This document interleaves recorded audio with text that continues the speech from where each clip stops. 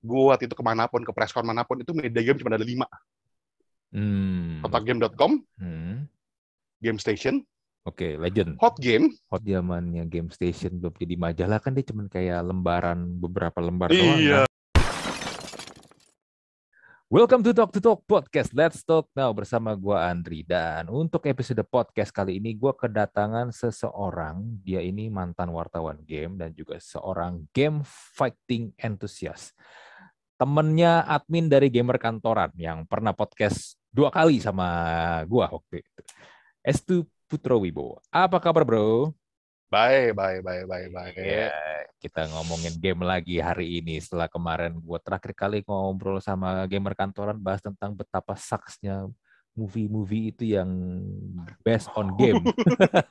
Waduh, itu gue sering review game, review film, dan itu kayak sakit kepala dah gue kalau ngerjain. Tapi terakhir kali gue nonton Uncharted, not bad lah ya. Not bad lah, itu bagi gue kayak ya tuh kayak popcorn movie lah.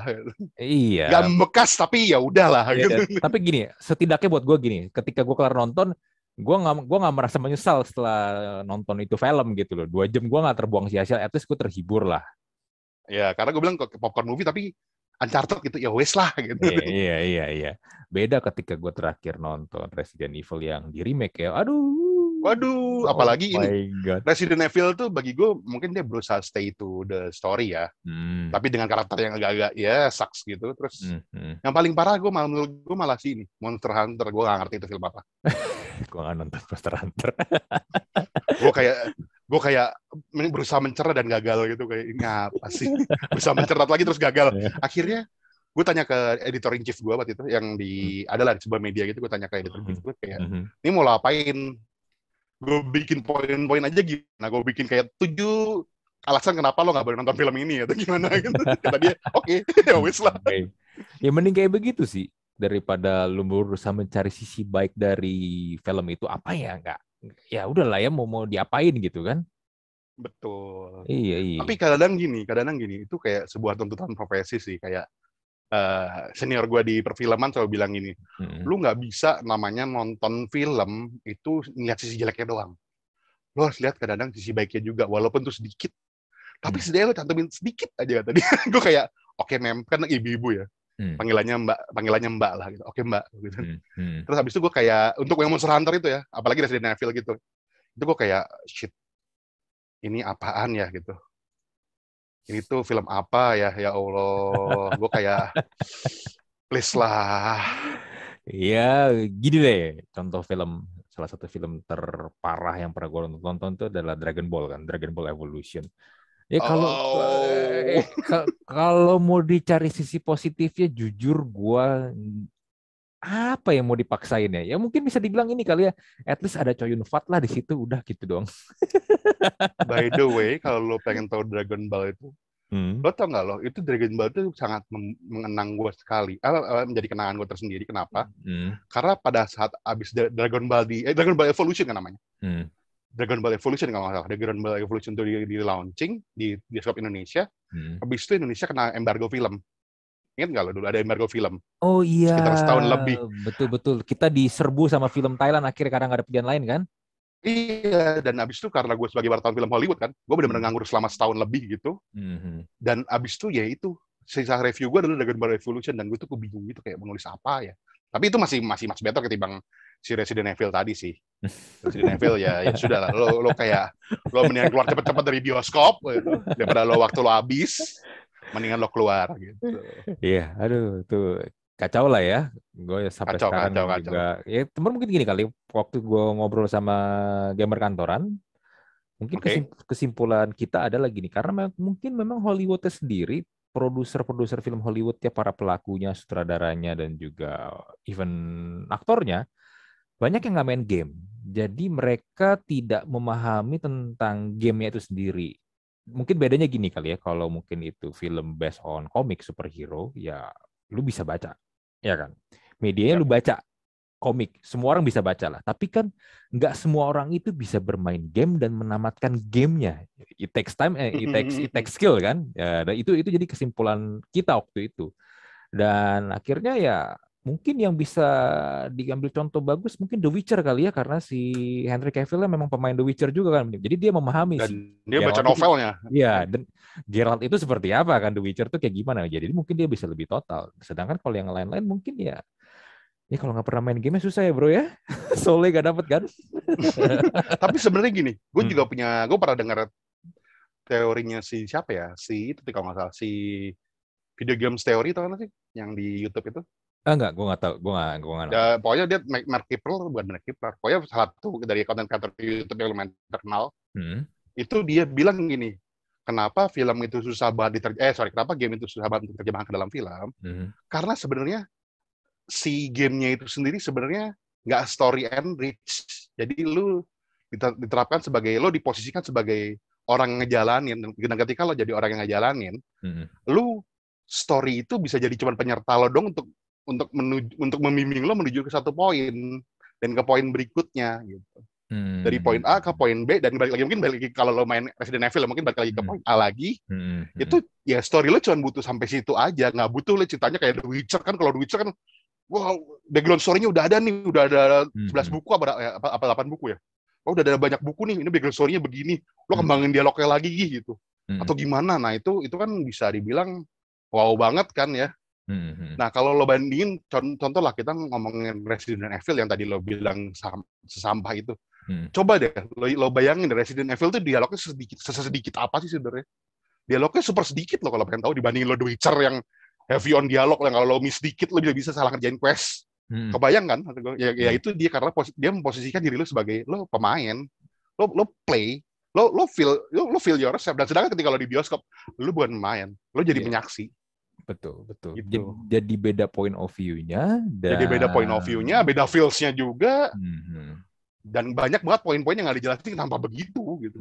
Betul. Dan ini menurut gue juga ya. Dan mungkin sebenarnya memang game itu memang ceritanya udah cukup di game aja, emang nggak bisa di convert ke media lain ya. Iya, makanya banyak yang bilang kalau game itu bukan seni. Gitu. Ada berapa pendapat yang mengatakan kalau game itu sampai sekarang belum bisa dianggap sebagai seni. Karena ya memang sesederhana itu sebenarnya. Lu terwowkan tuh in the state of design, in the state of graphic, in the state of sound. Tapi ketika lo ngomong wow-nya ketika gara-gara story enrich atau story immerse atau gimana, itu ya game banyak yang sebenarnya belum nyampe situ gitu. Apalagi ketika kita ngomongin game action yang jedor atau game RPG mungkin masih bisa lah ya. Tapi ketika kita ngomongin game-game action atau game-game ya Uncharted itu kata gue lumayan sekali yang tadi lo bilang itu. Karena dia base-nya dari game action kan. Tapi ketika lo baca kan dia agak Indiana Jones ya. Jadi sebenarnya dia punya blueprint sih, curangnya dia di situ. Dia punya blueprint Indiana Jones, dia punya blueprint apa yang game filmnya Nicolas Cage apa? National Treasure. Jadi ya lo tinggal ya copot salah ya jadi gitu. Cuman sebenarnya gamenya sendiri, si Uncharted sendiri itu banyak dialog. Jadi ketika lo main aja, ya kan, ketika lo main jadi si Nathan Drake gitu kan, itu mereka sering chit chat kan ketika mereka ngelakuin aksi, apalagi habis tembak-tembakan mereka ngomong kayak, gue ketembak nih. Ya udah sih, lo biasa aja sih, orang gue juga ketembak kok, kata dia gitu kan. Jadi sebenarnya story-nya juga lumayan rich. Jadi si penulis naskah ataupun si direkturnya bisa ngembangin dari situ. Mungkin ya banyak sih gue akuin sih, banyak director dan penulis naskah yang nggak baca atau malah nggak main gamenya sama sekali gitu, which is sucks. Ya siapa sih yang suka gitu lo dapat film, gue nggak kebayang sampai sekarang adalah satu game. Gue nggak kebayang satu Metal Gear dijadiin film itu, gue nggak kebayang serusak apa bakalan. Lo kebayang nggak sih kayak story driven full yang geopolitical heavy dengan segala teori konspirasinya, dengan segala macam bobot bibit-bebetnya gitu, tiba-tiba dijadiin film cuma 2 jam durasinya. Lo mau apa? Ya, nggak bakal bisa. Kalau ceritanya tuh udah sekompleks itu, ya either lu bikin trilogi, ada sequelnya, atau mungkin lebih dari. Atau bikin series. Iya kan? Ini kayak gini. Mungkin gue lompat dikit ya. Mungkin ini juga kayak seperti misalnya contoh Three Kingdoms ya, Samkok ya. Kalau Samkok lu bikinin film movie nggak akan dapat esensinya. Beda ketika lu lihat TV series ya kan. Iya betul. Apalagi nggak beda sama kalau baca sendiri. Iya, apalagi lu baca sendiri itu bakal beda banget, karena satu tuh ceritanya panjang dan banyak banget intrik-intrik politiknya, tokohnya juga banyak banget. So sebenarnya ya kalau dibikin jadi movie pun akhirnya cuman bisa dapat satu ini doang ya, mungkin satu satu satu peristiwa doang kan, nggak bisa lu dapetin semuanya. Sama lah kayak kita ngomongin contoh ya, yang sukses aja ya. Lord of the Ring lah, lo bandingin bukunya sama filmnya, jauh men. Apalagi buku bahasa Inggris ya. Kalau buku bahasa Indonesia sih gue bilang itu rada-rada saksi karena semuanya mau elf, mau apa fairies, semuanya dibilang peri gitu. Gue benci banget waktu itu bacanya. Iya. Nah bro, pertanyaan gue begini, lu kan pernah jadi wartawan game, lumayan lama lah ya waktu itu, kayak tadi lu cerita ya. Lu bagaimana caranya bisa menjadi seorang wartawan game di antara semua ini ya, jurnalis profesi. Kan ada ya profesi itu kan event jurnalis pun sebenarnya kan lu bisa kayak jurnalis yang model kayak Kompas atau yang umum gitu atau olahraga. Kenapa lu memilih game yang sebenarnya bisa dibilang marketnya nggak terlalu gede? Ya, ada masanya kan, kayak kita juga lihat ada beberapa majalah game pun sekarang udah nggak ada lagi kan, ketika dulu betul, terkenal dulu ada lah ya gitu. Ya. Itu gimana tuh ceritanya itu? Jadi gue itu dulu itu martir di keluarga. Kakak gue pinter, kakak gue 2 di cewek, dan dua-duanya pinter banget, super pinter. Ada yang lulusan luar negeri gitu dah. Gue kayak, wow, gue bego banget gitu.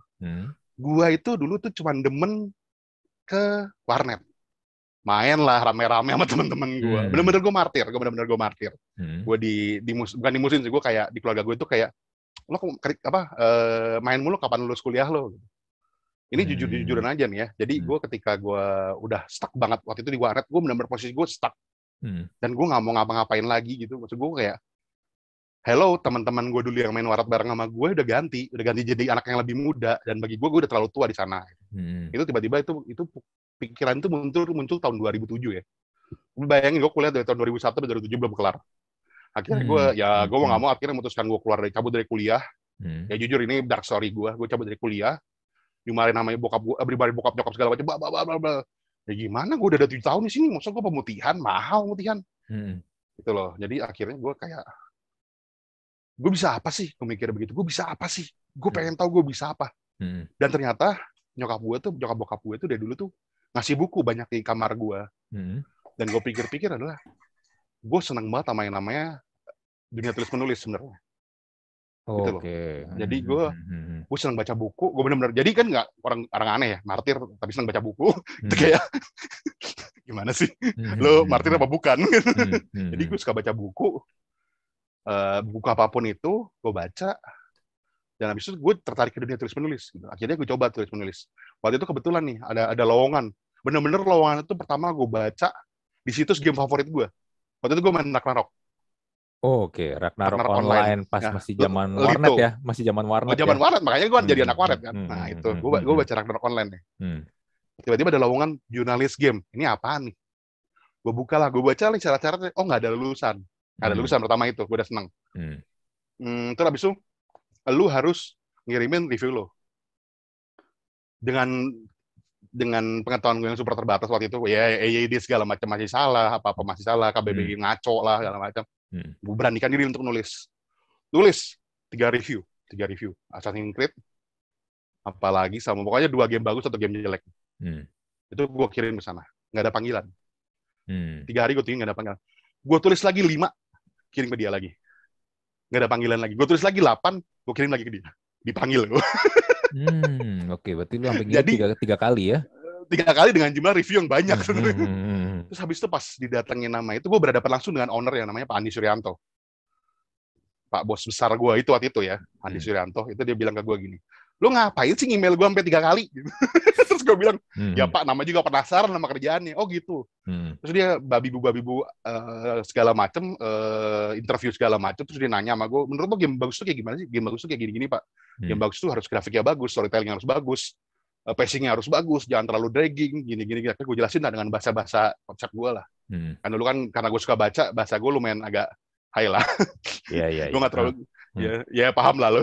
Nggak terlalu dragging. Terus habis kosakatanya inilah ya. Beda lah gitu. Beda lah ya, lebih kaya lah. Lebih kaya lah gitu. Terlalu dragging. Terus habis itu battle-nya bagus, sistemnya bagus, semuanya bagus. Ini terus abis itu kata, yakin tapi itu semua bagus. Oh iya Pak, kan saya bilang bagus tadi. Terus dia ketawa gara-gara itu. Jadi menurut kamu game bagus tuh gara-gara kamu bilang bagus. Gue inget banget tuh kalimat itu. Terus gue bilang ke dia, mungkin Pak. Gak pede dong digituin dong. Ya udah besok tungguin panggilan dari HR aja dong. Apa panggilan dari HRD aja. Iya, HRD. Kan gue udah kayak nggak diterima kali ya. Katanya besok langsung dipanggil. Di offering lah, segala macem. Dateng lah gue kucuk ke kantor. Bukan kantor Elite, waktu itu kantornya itu pindah ke Kedoya. Kan kantor itu waktu itu di gedung cyber. Gedung cyber. Jadi ternyata Lito itu punya 2 kantor. Satu lagi itu di Kedoya lama namanya. Kedoya lama, Kedoya Bayu. Pokoknya kayak di ruko gitu. Sekarang kucuk. Gue didudukin udah ruangan sempit. Bener-bener ruangan sempit cuma bisa muat 2 meja. 2 meja. Terus waktu itu ada 1 orang lagi datang kucuk. Ngobrol sama gue, duduk sama gue. Wah, kita nih ruangannya kecil banget ya. Iya, kecil banget ya. By the way, bosnya kita siapa ya? Gue nanya begitu ke dia. Ini dia kalau dengar podcast ini dia pasti ketawa. Bos kita siapa ya? Bos kita, bos lu gue. Gue kayak what? Ya bayangin Pak, gue anak bongsor yang belum pernah kerja kan. Jadi benar-benar first job lu banget ini ya. Benar-benar first job gue banget gitu. Bos lu gue. Oh shit, gue bilang oke Pak. Jadi kita mau kerja gimana Pak? Gitu jadi dari pertanyaan ke kawan jadi pertanyaan ke bos gitu. Nah itu dari situlah tim dulu tuh medianya itu kotakgame.com. Jadi pertama kali mulai kotakgame.com. Pertama kali mulai kita tuh langsung digital karena gini. Gue kan sebagai pembaca ya, gue juga ngerti ya. Maksud gue juga tech savvy segala macamnya. Gue percaya kalau waktu itu tuh media cetak tuh bakal runtuh. Kenapa? Karena kita sebenarnya kan ngerasain sendiri tuh namanya web bubble segala macam kan, di mana orang-orang pada berlomba-lomba bikin web segala macam dan gue yakin sih walaupun itu waktu itu web bubble sempat meledak gitu kan, sempat hancur, sempat kolaps gitu. Tapi gue yakin ya itulah masa depan gitu. Gue nggak percaya kalau media cetak itu menjadi masa depan loh. Kita baca web bisa di mana-mana dan bisa gratis juga kalau ada orang yang mau bikin gratis gitu kan. Jangan ketika lo ngomongin majalah itu lo harus beli segala macam dan bagi gue kayak gitu loh, get out from here lah gitu. Kata gue kayak itu bukan masa depan gue gitu. Nah akhirnya gue sama bos gue itu bikin kotakgame.com. Waktu itu kita ditunjuk sebagai sama Pak Andi itu sebagai lo founder dan co-founder ya Pak. Kita waktu itu ya udah yang penting digaji. Padahal harusnya gue kayak minta saham dong gitu. Enggak, yang penting digaji dulu. Terus habis itu kita dikasih website, suruh kembangin sendiri namanya apa, itu nama juga kita yang ngembangin juga. Terus habis itu ngembangin UI segala macam, terus jadi tuh website. Jadi dalam hitungan kayak waktu sebulan 2 bulan lah. Jadi, nah saat itu media game Indonesia itu bener kata lu, masih sepi banget Mas, nggak bohong. Gue waktu itu kemanapun, ke presscon manapun itu media game cuma ada 5. Kotakgame.com, Game Station. Oke, Legend. Hot Game. Terus apa lagi ya? Game QQ. Terus satu lagi adalah Jago Game. Jago Game itu udah nggak ada. Jago Game tuh gue nggak pernah dengar loh. Dulu tuh ya. Iya karena udah nggak ada. Dulu tuh gue kalau majalah game, gue pernah beli Game Station pernah, Hot Game pernah, itu pun juga jarang banget. Sama ini Ultima yang Surabaya ya. Si Grensi. Yang dari Surabaya. Nama editor in chief-nya Grensi atau Mas siapa ya namanya? Gue lupa, padahal teman gue juga. Gua nggak tahu namanya siapa. Temen seingat gue di antara 3 itu yang paling tebel Ultima tuh. Ultima, ya betul. Isinya tuh paling tebel. Karena dia bukan nyontoh sih, karena dia targetnya adalah stable itu. Maksud gue dia targetnya emang informasinya banyak. Kalau si Hot Game itu dia targetnya tuh kayak ya kan gue Kompas ya, jadi ya menyesuaikan lah gitu. Kalau dia originalitas kan, kalau yang lain kan mungkin masih banyak ngecap dari yang lain lah. Kalau si Kompas itu benar-benar ya lu harus original, kayaknya agak tipis. Game Station gue agak kurang paham karena gue waktu itu kenalnya cuma sama wartawan-wartawannya doang lah. Kalau si Hot Game sama Ultima gue kenalnya sama dedengkot-dedengkotnya gitu. Gitu. Oke. Berarti itu ya. Seperti yang tadi lu sebutkan, jumlah media game memang masih sedikit lah ya, belum seperti sekarang ya. Sedikit sekali. Dan ketika gue terjun ke sana itu, sebenarnya gue membaca mereka juga. Gitu. Jadi waktu itu kalau lo pengen tahu, mungkin gue bisa nunjukin fotonya, tapi nggak tahu masih ada apa nggak gitu. Gue punya koleksi majalah game itu diluakin itu 40 kilo, kebayang nggak lo? Oke, 40 kilo. 40 kilo. Sorry, bukan 40 kilo, sorry. Hampir 100 kilo berarti. Waktu itu pokoknya di lock-in tuh gue dapat, pembantu gue tuh dapat 100.000 lebih. Kebayang nggak lo lock-in dapat 100.000 lebih? Iya banyak. Dan abis itu banyak banget kan. Dan lo tau gak kenapa itu gue lock-in? Kenapa? Karena waktu itu gue gobloknya gue ya. Mungkin gue karena gue terlalu jumawa juga. Jadi gue mikirnya begini. Buat apa gue baca majalah game lagi? Toh juga ilmunya sama sekarang, orang gue juga media game gitu. Oh, oke. Iya. Gitu loh. Jadi gue kayak kebutuhan gue akan majalah game makin rendah dong, karena kita sumbernya sama. Gue baru baca berita luar, gue juga baca berita luar, gue translatein juga gitu-gitu sama. Jadi kayak gue buat apa beli lu lagi, orang kita sama kerjanya. Akhirnya gue loakin tuh, termasuk yang limited edition. Makanya begitu sekarang gue mikir, anjir rugi juga ya. Iya. Anak muda. Iya. Dulu tuh, aduh, gue inget banget dulu tuh zamannya Game Station belum jadi majalah kan, dia cuman kayak lembaran, beberapa lembar doang kan. Iya, dulu dari Animonster kan, Animonster dulu dia. Iya, dia dulu ada Animonster juga masih tipis lembaran tuh. Juga, kayak koran. Ya, kayak koran, tapi ya kertasnya lebih oke lah, full color. Ya, kan? Makanya dia nyebutnya tabloid kan dulu dia. Sebelum jadi majalah. Dulu tuh zaman-zamannya itu. Gila, itu tuh udah lama banget, gila. Iya, gue tuh kayak kali itu ngecek mereka itu, maksud gue ketika gue tahu ketika mereka ini masih hidup ya gitu. Kali itu gue ngecek tuh, tau nggak apaan episode terakhir Hot Game? Hah? Hot Game episode terakhir, tapi itu gak berapa lama, berapa tahun, berapa bulan kemudian episode terakhirnya si Ultima. langsung gue tanya ke Mas Ami, namanya Mas Ami, gue tanya ke Mas Ami, Mas, lu tutup Mas? Ya gue tutup, kata dia. Oh ya udah. Sebenarnya tuh kalau pengen tahu tuh sejarahnya si Ultima tuh lebih panjang lagi gitu, jauh panjang banget itu sampai intrik-intrik segala macam, dan itu seru sebenarnya. Tapi gue mungkin bukan ranah gue untuk ngomong di sini kali ya. Iya betul. Gue pernah dengar tuh ada pokoknya gini ya, yang mungkin dulu pernah baca juga pasti ngerasain dulu tuh ada 2 majalah Ultima tuh. Iya, ya kan itu. Itu katanya sempat ada konflik internal, tapi ya gue nggak tahu dalamnya gimana, tapi itu juga udah lewat lah ya. Iya, udah lewat lah. Wah, gue juga nggak berani ngomong, ntar jangan-jangan abis ini Mas Ami nge-WA gue atau nge-FB gue, woi lo ngomong apa lo anjir, gitu kan gue nggak lucu. Oke, berarti lu tetap di itu tuh, di kotakgame.com berapa lama? Itu gue di sana 2 tahun, gue akhirnya konflik kepentingan sama ownernya. Bukan konflik kepentingan sih, kayak ya gue ngerasa di sini mungkin gini ya, salahnya gue adalah gue tahu-tahu datang langsung jadi wakilnya editor in chief. Itu salah gue. Jadi gue nggak ngerasain naiknya jabatan gue di sana. Jabatan gue ya mantapnya wakil editor gitu. Wakil chief editor. Gitu. Jadi gue kayak mandek 2 tahun, terus habis itu emak gue ya biasalah orang tua dengan segala kebaikan hatinya gitu nawarin, lo mau bisnis apa tuh gitu, lo mau bisnis atau mau gimana. Akhirnya gue kayak oke deh, gue mau bisnis deh, gue nyoba dulu 2 tahun bisnis gitu.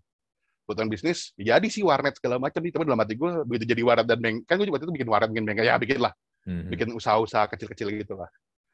Begitu jadi terus gue bosen, gue kangen sama dunia game. Gue balik lagi. Gue nanya sama bos gue yang bikin warnet apa, sorry nih? Ya. Warnet game atau warnet orang biasa buat warnet gaming di Bekasi waktu itu gue bikin. Oh, ini gue penasaran sama warnet game. Warnet game itu ini bisa untung. Jadi kalau lo gini, ini sebenarnya juga dilema sih dulu sih. Jadi gini, kalau lo main harga rendah, berarti lo harus banyakin kuota gitu aja. Lo ngincer harga rendah, kalau lo banyakin kuota, dan itu sebenarnya salah. Kalau lo pengen tahu, salah. Mendingan lo perbaikin servis lo kasih aset segala macam, dan lo naikin harganya sedikit, nggak dikit sih, naikin harganya banyak juga nggak masalah. Tapi servis lo oke, itu yang datang benar-benar sesuai kelasnya ntar. Nggak bohong gue. Temen gue udah buktiin sendiri soalnya. Begitu dia bikin warnet 20.000, 40.000 atau 50.000, itu yang datang emang kelasnya mereka gitu. Jadi ya mereka mau hangout tapi nggak tahu di mana, akhirnya mereka hangout di situ gitu. Tapi mungkin semakin kesini mungkin semakin kurang ya, kan sekarang udah tahu sendiri populasi warnet juga udah gitu. Betul. Iya, makanya gue bingung. Kalau di dekat rumah gue emang rata-rata warnetnya harganya pada murah-murah. Nah, yang main tahu sendiri lah ya, bocil-bocil yang betul gitu kan. Bau keringat, waduh. Nah, iya, dan ya I don't know ini gimana dapat profitnya ya. Kalau ada yang 24 jam berarti kan listrik jalan terus ya kan, komputer jalan terus. AC juga ya, walaupun mungkin AC kadang matiin dihidupin ya. Tapi gue juga ngelihat ada warnet di Kelapa Gading. Itu bagus. Emang mahal sih sejam ya, sekitar kita dulu bilang 20.000, 30.000 sejam. Tapi emang bagus, tempatnya enak. Dan lumayan nyaman di situ. Ya pasti datangnya kelasannya kelasan lu gitu. Yang punya duit gitu. Iya, cuman makanya gitu pertanyaan gue, makanya kenapa kalau yang warnet yang murah-murah gitu, emang bisa dapat untung kah dengan kayak begitu? Makanya dia perbanyak kota kan, perbanyak jumlah kan mereka, quantity is everything kalau mereka. Cuman gini, kelemahannya adalah ketika lo quantity of everything, pertama adalah barang-barang warnet lo itu cepat aus ya, cepat rusak. Betul, apalagi mainnya pada barbar ya.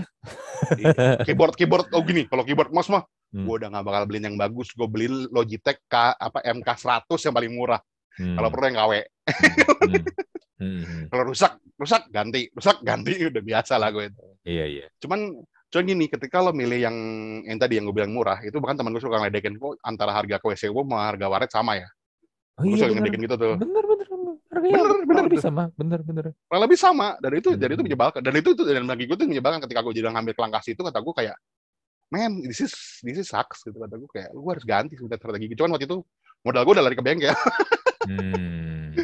Modal gue waktu itu kan gue karena gue waktu itu gue juga ngambil ya biasa gue martir dengan segala ide gue gitu. Akhirnya gue mau buka bengkel nih, mungkin bengkel motor rame nih. Akhirnya gue les bengkel. Dan gebleknya, setelah gue les bengkel, gue baru tahu kalau kalian gue itu mekanis. Semua sertifikasi bengkel gue nilainya A. Kecuali bongkar mesin, karena tangan gue I'm fat man, jadi ya lo tau lah, lubang-lubang kecil gue gak bisa masuk kan. Gitu. Semua, ini gue bukannya ngebanggain diri, tapi semua sertifikasi gue A. Apalan A, pengetahuan mesin A, apa-apa A, pokoknya semuanya A, kecuali bongkar B. Dan itu gue kayak bilang, kenapa nggak dari dulu aja gue masuk sekolah mesin atau apa gitu. Iya, pencarian lu baru menemukannya setelah lu udah kerja, udah kerja, udah hampir mau punya, udah itu posisi udah hampir merit, karena akhirnya gue buka bengkel karena mau merit kan. Ya gue pikir bengkel lebih sustain lah, ternyata ya sama, sustainan warnet. Jadi bengkel itu gue gak kuatnya karena kita jadi ngomongin bengkel dikit ya. Dihajarnya sama Ahas dan kawan-kawan. Sudah angkat tangan gue. Iya, betul. Nah, lu berarti gitu. Warnet, lu bilang lu bosen. Setelah itu akhirnya lu balik lagi kerja lagi ke dunia game. Tapi waktu itu posisi bos gue gitu. Sorry gue nyela dikit. Bos gue yang dulu, gue kontak lagi nih. Kebetulan kita lagi ketemu. Namanya GG. Pak GG. Ya kita udah temen si G gitu. Gak mungkin udah pakai GG lagi. G, ada lowongan gak di tempat lo? Wah, gue di posisinya udah di publisher game nih, di Netmarble. Ya udah deh, masukin gue jadi apa, kayak jadi konten kan, jadi apa kata dia. Oh ya udah gue cari ini posisinya. Akhirnya ketemu tuh, cuman butuh seminggu. Gue ditawarin sebagai posisi konten, seminggu doang. Habis itu gue kayak interview sama ownernya, bukan sama si owner, yang masih level C-nya dia. Terus kayak dia, ya udahlah besok lo langsung kerja aja. Ya udah gue langsung kerja tuh saat itu juga. Gue masuklah ke dunia game lagi, tapi gue sebagai publisher. Itu selama hampir kurang lebih 3 tahun. 3 tahun, pas tahun ketiga tuh divisi gue dibubarin karena mereka mau fokus ke mobile. Kan divisi gue PC kan waktu itu, PC game. Netmarble mau fokus ke mobile, gue dibubarin. Dan ya itu pada saat itu kontrak gue juga lagi habis. Akhirnya ya itu tadi ketemu posisi gue gak kerja selama 4 bulan itu. Yang tadi gue bilang ke lo. Aduh, nih benar-benar namanya juga gue udah punya keluarga kan ya. Itu jadi ketahuan tua nih ya. Udah punya keluarga segala macem. Terus ya itu, gue posisinya benar-benar hopeless nih. Cuman tiba-tiba si PSE dengan baik hatinya ngirimin gue barang-barang yang sebenarnya buat gue. Tapi karena waktu itu gue tanya ini buat apa, kan gue udah ada gitu. Terus kata mereka, ya udahlah buat apa, kan gue jual juga boleh. Akhirnya gue jual. Iya. Gitu. Dapat pertolongan dari itu ya, PS Enterprise. Dari PS Enterprise. Gue juga nggak ngerti. Gue udah lama banget nggak dikirimin barang, tiba-tiba dikirimin barang. Dan biasanya kalau barang dari mereka itu dia barang review kan. Biasanya title-nya beda-beda lah. Dulu waktu itu gue dapat Final Fantasy, dapat Mortal Kombat segala macam gitu. Title-nya pasti beda, 3 biji atau 5 biji itu beda-beda gitu. Dan itu pun harus dibalikin lagi gitu mereka minta balik. Gitu. Nah ini tiba-tiba kayak gue 3 biji nih. Terus gue tanya sama dia, gue tanya sama si salah satu owner-nya gitu. Gimana nih, kan gue udah punya. Ya udahlah buat lo jual kayak buat apa gitu, benar-benar kayak alhamdulillah. Dan lu setelah itu lu ini nggak jadi apa lagi? Lu jadi wartawan kah atau? Udah gini, jadi selama gue lagi merintis bengkel tadi, bengkel, itu gue sebenarnya lagi megang majalah. Namanya Click Game Magazine. Jadi gini, tadinya tuh gue tuh sebenarnya setelah gue keluar dari kotak game, itu gue ditawarin langsung sama media namanya clickgame.com. Itu mereka benar-benar, gue mau niru kotakgame.com. Untuk niru, berarti gue butuh orang-orang yang kotak game dong, kata dia gitu. Nah, itu anak buah gue ditarik ke dia. Terus anak buah gue nyaranin, buat editor in chief siapa? Terus anak buah gue kayak mikir, kalau si Pak Gigi terlalu senior, mahal. Akhirnya ya udah juniornya aja. S2. Akhirnya gue suruh maju dong ke sana. Begitu gue tanyain, lo mau nggak masuk sini? Di offer segala macam. Terus gue bilang, aduh gue lagi mau bikin bisnis nih, nggak bisa. Tapi gini, kan gue orangnya kan biasa jaga relasi, apalagi wartawan kan ya. Tapi gini Pak, lo kalau butuh apa-apa, lo bilang aja langsung sama gue bantuin. Gitu. Jadi gue nggak usah kerja sama lo, tapi kalau lo butuh apa-apa, gue bantuin beneran deh, nggak bohong. Akhirnya dia nanya-nanya nih, jadi selama gue proses gue bikin bengkel, bikin waret itu, dia nanya macam-macam tuh gimana sih cara ngerjain SEO, ngerjain, waktu itu belum ada SEM ya, sebutannya adalah Google Search gitu, jadi Google Search supaya lo nomor one gimana caranya, lo gimana cara advertising gitu kan. Ya gue mau nggak mau belajar juga tuh sebenarnya di situ, tuh belajar SEO, belajar segala macam gitu. Dari situ, ketika gue nganggur 4 bulan itu, tiba-tiba gue ingat bos gue yang itu, bos gue namanya, siapa sih namanya? Lupa, tapi juga inget. Itu, tiba-tiba gue inget dia, terus gue tanya sama dia, Pak David, kok David, lo lagi ada lowongan nggak? Oh ada. Selamat lagi gara-gara relasi. Di mana Pak? Ya ntar lo gampang lo ke kantor gue aja dulu. Gue ke kantor dia, ternyata dia udah ditelan sama Prodigy. Lo ingat Prodigy nggak? Lo tau Prodigy nggak? Prodigy gue nggak tahu. Prodigy Infinitech. Jadi Prodigy Infinitech itu dulu publisher Indonesia. Dia itu strateginya beda sama Lito. Kalau Lito kan strateginya dia ngambil game-game gede kan, yang bagus kan. Kalau dia ngambilnya game kecil tapi banyak. Gitu. Jadi game-game receh-recehan aja, kayak misalnya lo main game kuat-kuatan BP, kuat-kuatan power, tapi harus top up. Itu dia seneng tuh begituan tuh. Gitu. Nah itu dia ngambil begituan banyak. Terus habis itu dia nyaplok media klik game, karena ya tadinya mereka kongsi, cuman lama-lama dicaplok juga karena si Davidnya kayak merasa gue udah gak kuat modal nih, gimana nih caranya? Ya udah lo gue caplok aja lah, gue belilah saham lo. Ya udah akhirnya dijual sama dia, si David masuk. Begitu masuk nih, gue kerjalah lagi jadi media, jadi editor in chief lagi. Wah merana deh waktu itu di situ karena kondisinya gue harus terima padanya ya. Kita komputer aja di tahun itu, kebayang gak sih lo komputer tahun 2016 itu komputer gue itu Intel dual core. Gue buka 4 tab ya, nge-lag langsung gue matiin lagi tab ya, gak bohong gue. Lu buka Windows, awal-awal buka Windows butuh berapa menit? Oh, Windows gue belum Windows 10, Windows gue waktu itu Windows 7 kalau nggak salah. Disengaja Windows 7 biar nggak nge-lag. Dan abis itu gue kayak apa ya, main itu kita cuma bisa main emulator. Wah itu bener-bener loh, waktu itu era kegelapan gue, tapi mau nggak mau lah karena gue udah gak ada kerjaan kan. Era kegelapan gue segala macem, akhirnya gue 2 tahun di sana, 2 tahun lebih di sana. Si bos gue udah seneng nih sama gue nih sebenarnya. Mas gue si Pak David itu udah percaya lagi sama gue nih. Tiba-tiba gue dapat tawaran lagi, tapi kali ini bukan dari game. Gue agak berkhianat sedikit nih, 8 bulan. Perusahaan China masuk ke Indonesia, dia punya aplikasi. Aplikasinya tebak nggak mirip kayak apa? Aplikasinya mirip kayak podcast. Waktu itu podcast belum ada di mana-mana. Pokoknya gue masuk ke aplikasi itu, waktu itu kita ngembanginnya adalah ke radio amatir. Dapat tuh radio amatir. Radio amatir masuk tuh banyak tuh. Terus kita akhirnya ngembangin ke Mustang segala macam. Dapat tuh Mustang. Tapi perusahaan China nggak kuat budgetnya waktu itu. Dia bingung. Budget kita nggak kuatnya habis. Akhirnya kita mau nggak mau di-cut lah, perusahaannya bubar. Di-cut lah tanpa pesangon segala macam. Pas deket mau lebaran lagi pusing nggak lo? Di-cut tanpa pesangon. Udah gitu, pusing gitu. Tahu siapa yang gue telepon lagi? Siapa nih? Si David lagi gue telepon. Pak, lo masih ada lowongan nggak? Dia bener-bener dia nggak bohat ya. Kenapa? Dia nggak bohat. Dia bohat sama gue. Soalnya dia bohat sama gue. Jadi gini. Tapi dia gini. Tapi dia tahu kalau gue itu sebenarnya cuma gara-gara money aja. Dia nggak bisa over segitu gitu kan. Cuma gara-gara ya take home pay gue dia kurang sebenarnya kan. Gitu karena gue udah punya anak segala macam gitu. Nah itu kalau gue masih single sih mungkin gue ayolah terus majulah gitu sampai ini perusahaan jadi gitu. Akhirnya ya udahlah gue taruh tapi lo di divisinya bukan di klik game lagi. Tapi lo divisi di Prodigy, ya gue bilang ya wes lah, oke lah. Waktu itu gue iseng-iseng ngambil bikin ini startup digital. Waktu itu ada gerakan 1000 startup digital Indonesia.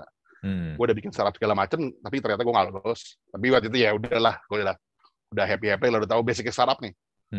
Gue tulis dong di LinkedIn gue 1000 startup digital. Beneran waktu itu nih posisi gue peringkat 1 Jakarta. enter. So, nyombong nih ceritanya nih. Nyombong ceritanya. Karena waktu itu benar-benar posisi gue peringkat 1 Jakarta. Padahal waktu itu gue datang sebagai wartawan. Bingung gak? Gue datang sebagai wartawan. Gue ditanya nih di kolom pertanyaan, lo kalau mau bikin startup, lo mau bikin kayak apa? Akhirnya gue jelasin lah segala cerita gue zaman dulu, gimana gue jadi relawan segala macam. Badan gue tuh dulu nggak segede gini.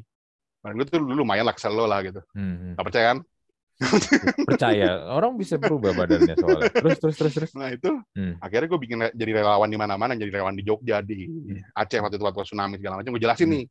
Jadi gue pengen nih kalau lagi ada bencana nih, semua bisa di geotek gitu loh. Jadi nggak kayak aku laku aja. Aku laku cuma gambar-gambar doang, orang nggak percaya. Ini semua bisa di geotek. Begitu lo di geotek, lo bisa nyumbang di geotek itu. Misalnya ada di sini ibu hilang anaknya, atau di sini jangan hilang anaknya, cari banget. Di sini ibu kondisi terluka gitu. Dia butuh sumbangan segini. Nah itu lo bisa buka geoteknya, lo bisa baca beritanya, habis itu lo bisa sumbang. Dan itu kita ngambil kayak semacam persenan dari situ lah. Pokoknya ide startup itu kayak, padahal gue pengen datang sebagai tamu, cuma karena ditanya mau bikin startup apa, gue bikin begitu, akhirnya gue jadi nomor 1. Karena startup yang lain jualan, lo tau gak startup lain itu apa? Jualan baju, jualan apa? Iya, jualan yang hewan. Pada umumnya lah iya, ya. Mas gue bahkan bilang gue pengen datengin drone nih. Jadi ketika ada bencana, gue datengin drone, dan drone itu bawa wifi. Jadi ketika ada orang butuh geotek di situ, dia bisa pakai wifi-nya gitu. Sedramatisir itu gitu. Lu perhatiin gak sih, maksudnya gini, lu sebenarnya kan bisa dibilang lu lagi sedang memflexing ide lu aja kan, maksudnya jadi kenyataan. Iya, karena juga belum tentu kan.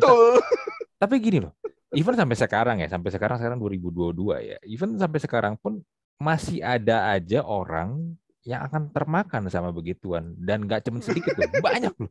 Makanya gue nggak heran ya kalau kemarin ada yang flexing belaga jadi sultan segala macem, dan ternyata fake. Ya karena jelas. Orang gampang banget termakan sama begituan tanpa mau mencari tahu. Karena gini, sebenarnya kalau kita mau pakai logika dikit aja, misal orang masih umur 20-an, bukan dari keluarga kaya, bisa punya Lamborghini, bisa punya Ferrari, rumah di mana-mana. Kerjaannya apa cuy? Duitnya dari mana? Ya kan? Betul. Ya, tapi lagi-lagi orang Indonesia itu kurang satu hal. Menurut gue orang Indonesia itu kurang satu hal. Apa? Mereka kurang balik lagi mereka kurang apa yang gue alami waktu kecil. Mereka kurang literasi, mereka kurang baca. Betul dong. Kalau lo baca, lo bisa analisa segala macam. This is bullshit, man. Bener. Ini tai kebo, man.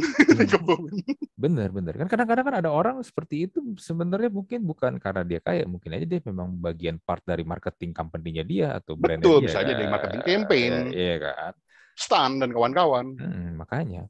Dan gini, berarti kemakan tuh ya, lu jadi peringkat 1 ya, walaupun mungkin betul nggak diimplementasikan secara real akhirnya, tapi ide lu itu. Jadi kalau kata teman gue yang kan jadi kan gini, ada teman gue yang lolos ya, kira sampai ke hackathon. Hackathon itu berarti udah bikin codingan segala macam. Kata teman gue, kata teman gue gini, jadi gue nggak tahu benar apa salah ya. Tuh ide lo itu dipakai sama si ini.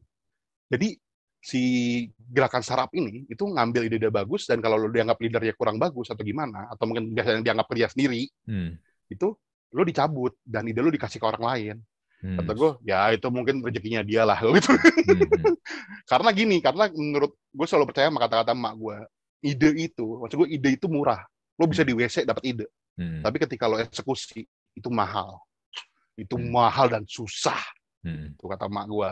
Betul. Jadi gue selalu percaya begitu. Bagi gue kayak lo dapat ide di WC, lo nongkrong 3 menit juga dapat. Lo sambil ngerokok gitu di WC, itu lo dapat. Lo sambil ngobrol sama temen lo, atau bisa dapat ide. Tapi ketika lo ngerjain itu eksekusi, lo dapetin right people, lo dapetin right IT, lo dapetin kesempatan, lo dapetin segala macam. Man, is another hard shit.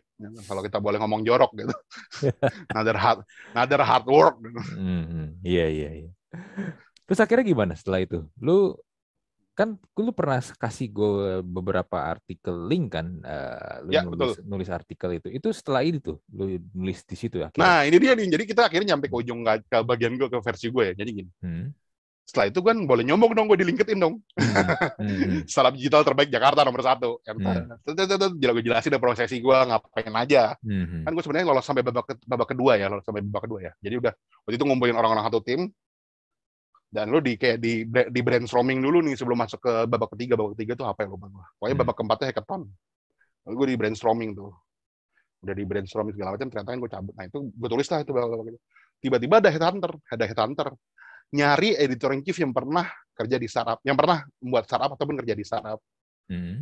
Begitu nggak tahu mereka nge-search-nya apa, nama gue muncul nomor 1. Gue dikontak lah sama mereka. Saat itu gue masih kerja di Prodigy ya, dengan gaji yang ya melambai-lambai lah. Gue ditelepon tuh sama headhunter, kalau nggak usah sama Maurice apa gitu. Ya headhunter, jadi gue telepon sama dia, mas gini ini nggak, mas bisa ini nggak, mas bisa ini nggak, mas bisa itu nggak, bisa ini nggak. Ya pada waktu itu karena gue wartawan dan pernah jadi editor in chief, ya kata gue, gampang mbak, bisa gini lah. Itu gue jelasin lah tuh semua prosesnya. Jadi saat gue kerja tuh gue ambil jelasin begitu, nggak bayang nggak depan gue itu bos gue. Jadi gue akhirnya jelasin, oke lah mas, berarti gini mas, besok kita interview ya, online aja dulu gitu. Akhirnya gue interview online dah. Akhirnya dia minta resume tuh. Jadi interview online tuh kita cuma kayak tanya jawab identitas doang. Jadi benar-benar dia tuh kayak ada protokolernya gitu, tanya jawab identitas. Akhirnya dia minta resume. Karena dia minta resume dan gue dengan segala bullshit gue kirimlah resume itu sebanyak 1.000 kalimat. Kebayang nggak lo resume 1.000 kalimat? Banyak. Dan habis itu kalau gue baca sekarang, gue bilang gue tolol. Nah itu resume sepanjang itu. Dan akhirnya mereka bilang, oh oke, akan saya teruskan ke bosnya gitu. Bosnya itu waktu itu adalah ya salah satu konglomerat Indonesia. Terus mereka bilang, oke lo hire, oke gue hire. Saat itu juga gue, Pak David, gue cabut ya. Lagi-lagi David yang kena. Lagi-lagi David yang bofat. Gitu, gue cabut ya. Akhirnya ya udahlah, gue juga tahu lo bakal cabut kok, gaji cuma segitu-segitu aja. Dia bilang gitu, kasarnya dia ngomong gitu. Ya udah gue cabut ke sana. Gue bikinlah gue di sana tuh gue ketemu sama ya 5 orang sekaligus dewan direksinya waktu itu. Kayak pemilik sahamnya semua itu, mereka tuh ternyata tuh bocah-bocah kaya yang bukan bocah-bocah kaya sih, orang-orang kaya yang namanya nggak pernah muncul di Google. Dan lo pasti bakal heran karena mereka jabatannya tuh kayak wow, kayak tapi nama lo nggak pernah ada di Google. Bahkan ada namanya udah muncul di Google, dia minta personally ke gue, tolong tenggelamin nama gue, orang nggak boleh tahu nama gue siapa. Pakai teknik SEO lo. Oke. Oke bos. Gitu. Jadi kalau lo pengen tahu tuh, jadi nama-nama yang keren-keren itu, yang wah ada bos ini bos itu sebenarnya gini. Lo ngerti e-sport nggak? Ngerti pak. Gue bilang gitu. Karena waktu itu gue di Kota Game itu gue suka bikin turnamen. Gue suka bikin turnamen game fighting sesuai sama tema kita hari ini. Itu gue bikin turnamen game fighting. Gue jelasin lah segala proses pembuatan game fighting itu gimana. Gue ngerti e-sport, dan waktu itu gue bilang gue sering jadi player juga, apalagi waktu itu zamannya Battlefield. Battlefield gue benar-benar jadi player. Waktu itu gue kalah cuma sama XCN kalau pengen tahu. Itu benar-benar gue cuma kalah sama XCN segala macam. Habis itu gue pernah ke Singapura segala macam gara-gara Battlefield. Gue jelasin lah segala proses-proses itu. Akhirnya udah lo hire, oke lah. Gue disuruh bikin Metacode GG waktu itu. Itu yang waktu jadi Metacode GG link ke gue itu. Iya. Itu Metacode GG itu sampai sekarang gue masih freelance di sana. Nah, Metacode GG itu berangkatnya dari pertama kali adalah mesin pertamanya adalah turnamen. Mesin pertamanya adalah berita. Setelah berita dia mau bikin kayak platform turnamen gitu loh.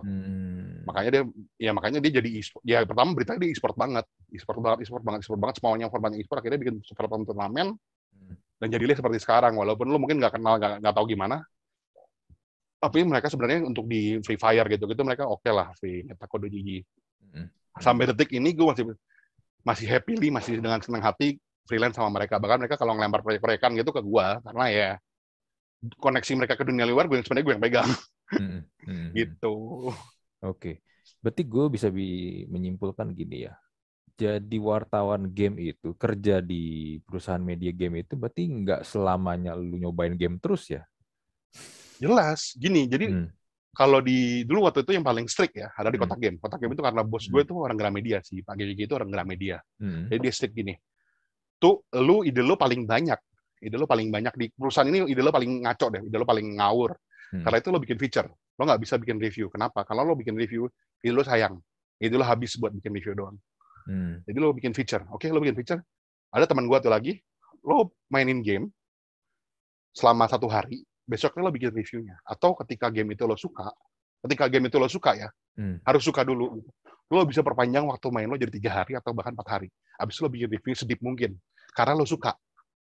Bener dong? Kalau lo nggak suka, silakan 1 hari, selesai, kelar. Lo bisa bikin review. Ya, mungkin lah gitu kenapa kita kadang-kadang suka dapat misinformasi dari review kan. Gitu lah, karena ada personal judgment dari situ. Nah, Sedangkan teman gue tuh lagi adalah lu bagian bikin berita sehari-hari, lu bikin daily news. Gitu. Jadi pada saat di kota game itu semuanya dibagi, semua dibagi per divisi, semua dibagi per pekerjaan. Dan abis itu ya yang bagian game itu kadang-kadang kalau saya ada game yang emang spesialis gue gitu kan, gue kan suka banget sama game fighting ya. Itu dia bakal ngumpanin ke gue nih, ini ada game fighting baru nih. Gue liat, ya ini mah gue udah nyoba gitu, misalnya gitu. Ya udah akhirnya gue ceritain lah itu gimana caranya, gue tuangkan kayak gitu. Abis itu jadi tulisan gue, dan abis itu karena gue bagian feature, tulisan gue tuh cuma keluar seminggu sekali.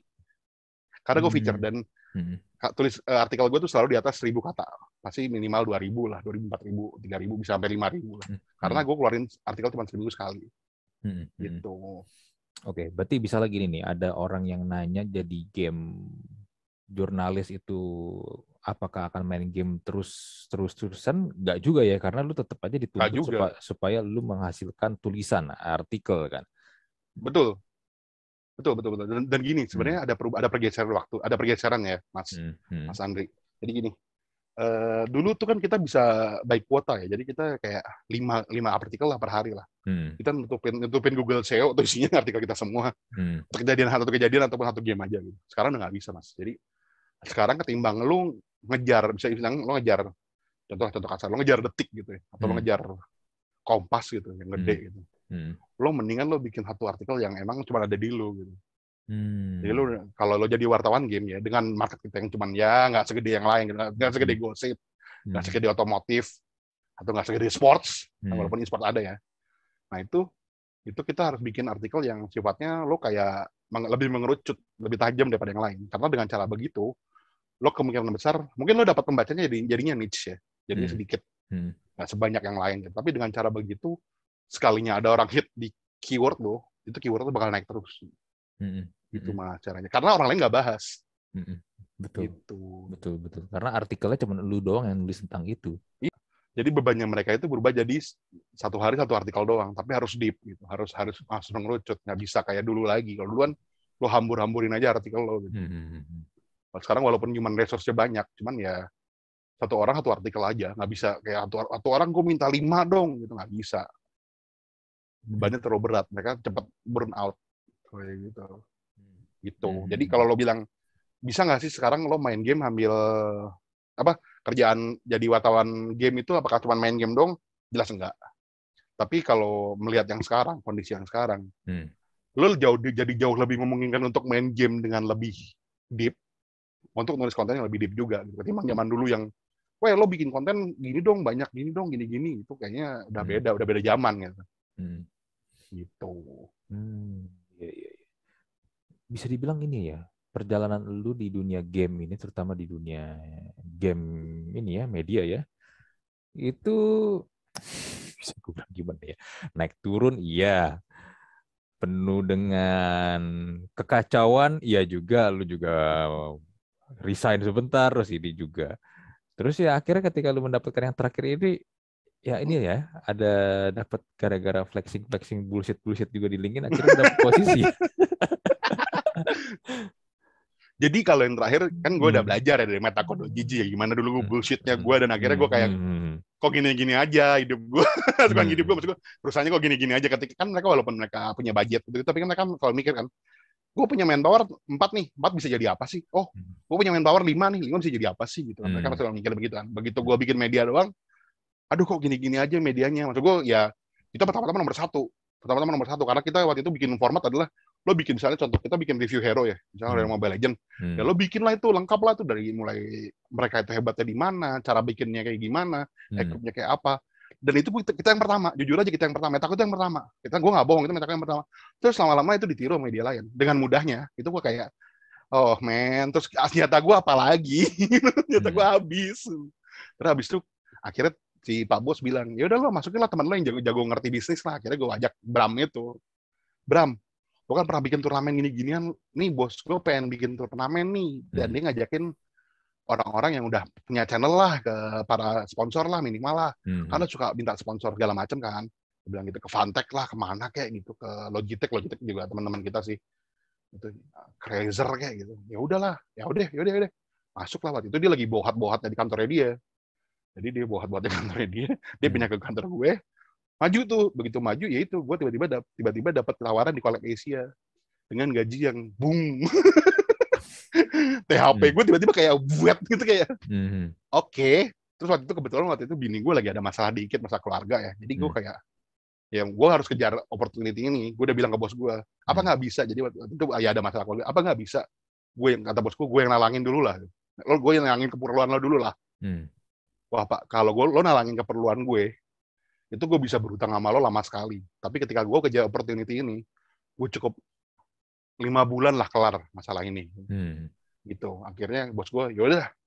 Tapi lagi-lagi dengan segala kebaikan hati gue aja ya, kebaikan hati, dengan segala ide gue gitu. Tapi gini pak, gue mau bantuin lo.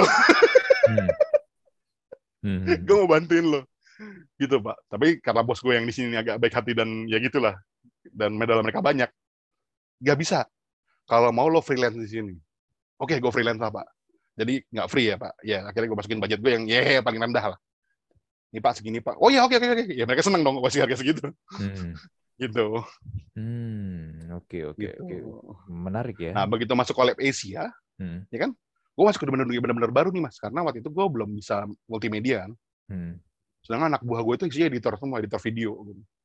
Gue mau ngerjain apa sih? Akhirnya udah gue ngerjain skrip lah, karena gue paling ngerti nulis kan. Ngerjain skrip segala macam. Akhirnya ada beberapa berita gue meledak lah, terutama untuk ya lo tau lah gimana ambasnya si algoritmanya YouTube gitu kan. Waktu itu gue meledak gara-gara nulis tentang, lo tebak dong nulis siapa? Gue nulis tentang Eric Polim. Itu view gue baru 1 juta. View gue baru 1 juta men. Gara-gara nulis tentang ya yang begitu gitu. Akhirnya gue belajar dari situ. Oke, berarti algoritmanya YouTube terus agak-agak saksi. Terus ya itu 2 tahun lebih di situ. Terus habis itu kayak megang podcastnya maju-maju. Terus habis itu begitu kontrak gue habis ya gue pilih cabut lah, karena podcast gue begitu-begitu aja. Nah, terus baru begitu karena gue udah belajar bullshitan gue di Metako terlalu berlebihan. Tadi lo bilang begitu. Begitu gue masuk si Yodu ini, bullshitan gue kurangin. Dan gue bener parah. Jadi gini, bos gue nanya dong, lo bisa bikin turnamen berapa tahun tuh? 2 tahun pak, karena kalau 1 tahun nggak mungkin. 1 tahun lo pasti pengenalan produk lo dulu pak. Setahun pengenalan produk, pengenalan face lo kayak gimana, produk lo bagus apa enggak, lo development juga. Ketika lo 2 tahun lo ready nih, lo ready untuk ngegas. 2 tahun lo kasih gue modal segini, gue bisa bikin turnamen segede gini. Waktu itu emang karena di Metako udah pernah ngelakuin itu, gitu. Jadi harganya sama. Gue kasih lo harga segini, gue bisa ngelakuin ini pak. Oh oke, ya udah lo gue hire gitu. Ya jadi lebih gue nerf lah. Gitu jutanya. Oke. Ini menarik nih. Tadinya gue berpikir gue bisa dapetin insight tentang gimana sih rasanya kerja jadi ini ya, jurnalis di game ya. Tapi dari cerita lu nih gue jadi malah dapetin quote unquote sisi lain dari dunia game nih. Oh iya, emang itu dunia game itu sebenarnya nggak sesimpel yang lo kira. Maksud gue nggak apa ya, nggak sederhana yang lo kira. Jadi gini, ketika gue masuk ke klik game untuk kedua kalinya, waktu kan gue megang media cetak, jadi dianggap sekali kan. Ketika gue masuk klik game secara langsung, itu ternyata dunianya udah geser parah mas. Dulu belum ada kan yang kayak, maksud gue kayak lu Y generation, lu boomer tuh dulu belum ada kan. Tiba-tiba sekarang gue kayak berhadapan dengan penulis gue yang Y generation. Itu nyuruh mereka tuh ternyata sangat berbeda. Dan waktu itu gue masih dengan bebalnya, itu nyuruh mereka dengan kayak gaya anak buah gue yang dulu gitu. Dan mereka reject. Akhirnya gue ikutin mereka maunya apa sih. Gue ikutin. Oh ternyata setelah mereka gini-gini, mereka ternyata lebih menyenangkan. Dan ternyata materinya mereka lebih quote on quote lebih geek daripada gue. Karena mereka kan ya mereka agak wibu juga sih. Mereka kita ngomongnya bahasanya nggak gue ngerti. Terus mereka ternyata tulisannya bisa ya bagus banget gitu. Gue ya akhirnya gue oke, ternyata kalau Y generation tuh diarahkan dengan baik itu hasilnya oke banget gitu. Mereka bisa punya ide yang lebih nakal daripada gue. Gitu. Kalau gue nakalnya kan paling cewek cantik di gamer lah. Kalau mereka bisa bilang, nih game ini bagus loh, tapi ada ininya gitu, bisa gitu. Mereka kalimatnya lebih kompleks lah, lebih komplit lah. Ternyata mereka ternyata karena mereka lebih tech savvy, mereka nggak sekaku gue gitu. Akhirnya gitu. Nah, begitu gue pindah lagi ke generasi sekarang, jadi pada saat gue di Metako Dojiji, gue lebih kaget lagi karena gue pikir dulu gue bisa 1 artikel 5 kok, satu orang 5 artikel, kenapa cuma 1 sekarang? Ternyata begitu gue tanya mereka nggak bisa tuh karena gini. Sekarang saya udah berubah gini. Oh gitu. Jadi sebenarnya kalau lo bilang sisi jadi wartawan gaming itu simple, nggak juga, karena gimana pun caranya kita tuh terhubung dengan internet. Untuk media sekarang ya, kita terhubung dengan internet, dan internet itu terus berubah, dan internet itu terus berevolusi. Gaya hidup orang tuh terus berubah gitu. Oke. Ya berarti bisa dibilang inilah ya, ada struggle-nya juga, nggak seperti dilihat sama orang luar atau orang awam. Oh, jadi wartawan game, jurnalis game enak nih, bisa nyobain game baru terus, ya kan, buat apalagi diri bisa dulu. gabung sama tekno gitu kan. Wah, dapat gadget terus, dapat segala macam terus gitu. Nggak juga. Ternyata ya ada ini juga lah, masa-masa di mana ya lu rasain quote-unquote tai-tainya juga lu dapet ya. Betul. Apalagi saatnya lo mengadjust diri lo untuk mengikuti penulis-penulis lo gitu kan. Karena lo kan walaupun posisi editor in chief lo bisa mencak-mencak, tapi kalau penulis lo cabut semua, lo mau ngapain? Betul dong. Jadi lo nggak mau lo pelihara mereka, lo pupuk mereka gitu, lo bagusin mereka dengan ide-ide lo mungkin gitu. Misalnya, hari ini lagi ini nih meledak nih, lo bisa bikin. Oh, gue udah tahu kok gitu. Mana biasanya tuh kalau Y generation tuh begitu. Gue udah tahu kok gini-gini lo bisa bikin. Oh ya, bikin gitu. Kalau duluan, kalau zaman gue dulu masih zaman di kotak game kan, gue ada berita nih gini, tolong bikinin. Gitu. Kayak Pak Bos beneran. Sekarang kan kayak obrolnya tuh lebih kayak man to man, lebih tuh ke heart to heart. Jadi kalau lo bentak dikit, kalau emang nggak salah ya jangan. Gitu. Kalau duluan bisa aja. Lama ya tulisan lo, sekarang nggak bisa ya. Iya, betul. Mewek ke rumah, pulang, nggak balik besok, mau apa lo? Approach-nya berbeda nih. Jadi gini, kalau yang gue lihat sih, kalau dulu mungkin orang tua kita, which is baby boomers ya, mungkin mereka patuh sama bosnya karena ya mereka nggak punya pilihan lain, bro. Ya kan, hidup susah, habis perang, ya kan, nggak gampang buat dapetin kerjaan. Pekerjaan kuotanya terbatas lah, teman yang nyari kerja banyak. Betul. Tapi dan itu masih berlaku tuh ke Gen X ya.